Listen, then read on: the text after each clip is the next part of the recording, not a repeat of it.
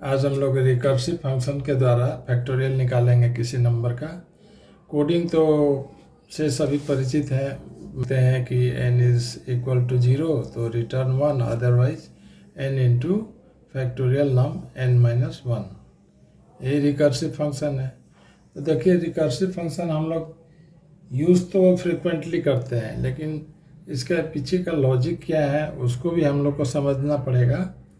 Logic ये है recursive function का कि किसी ऑब्जेक्ट को अगर डिफाइन करना है तो उसको उसके सिंपलर स्टेज में ले जाने के बाद उसको डिफाइन करना ज़्यादा आसान होता है।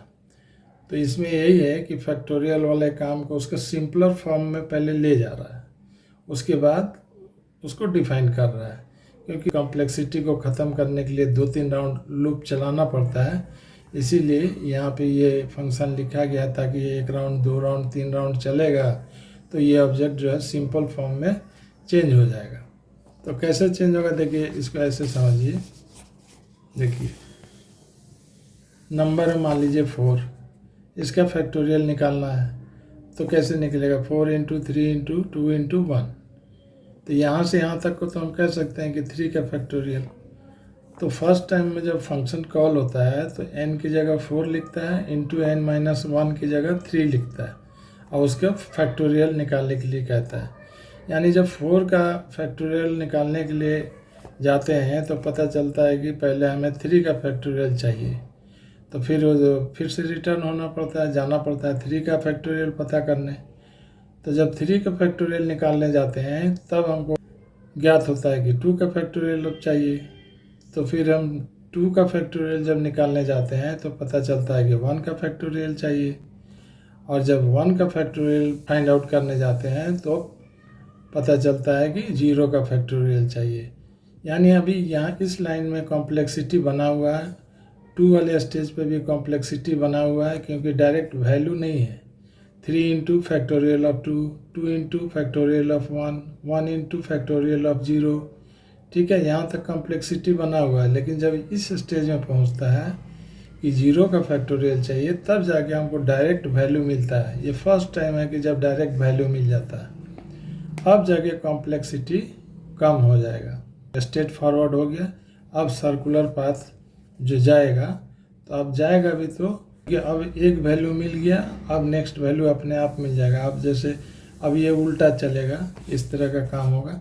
0 का वैल्यू मिल गया, नेक्स्ट टाइम में इसके पहले कौन है 1 का, तो 1 का अब नेक्स्ट टाइम में 1 का फैक्टोरियल मांगा जाएगा। तो 1 का फैक्टोरियल क्या होता है, 1 इंटू 0 का फैक्टोरियल। तो 0 का फैक्टोरियल मिल चुका है तो 1 इंटू 1 वैल्यू पुट हो गया। फिर नेक्स्ट टाइम में 2 का पूछा जाएगा, 2 का फैक्टोरियल। तो 2 का फैक्टोरियल 2 इंटू 1 का फैक्टोरियल लिखा रहेगा, तो 1 का फैक्टोरियल मिल चुका है। यानी प्रीवियस वाले वैल्यू से आगे वाले एक्सप्रेशन का वैल्यू मिलता जाएगा, यहाँ से स्ट्रेट हो जाएगा। तो क्या कहा गया कि ये कॉम्प्लेक्स था, इस तरह का था सवाल। 4 into return back the factorial of 3, तो कॉम्प्लेक्सिटी था। तो ये 4 राउंड के बाद जब यहाँ पहुँचा तो सिंप्लीफाई हो गया।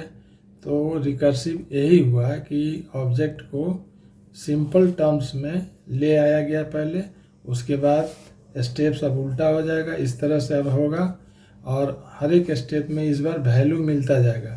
फर्स्ट टाइम में कुछ देर तक हमें वैल्यू नहीं मिलेगा, लास्ट में मिलेगा।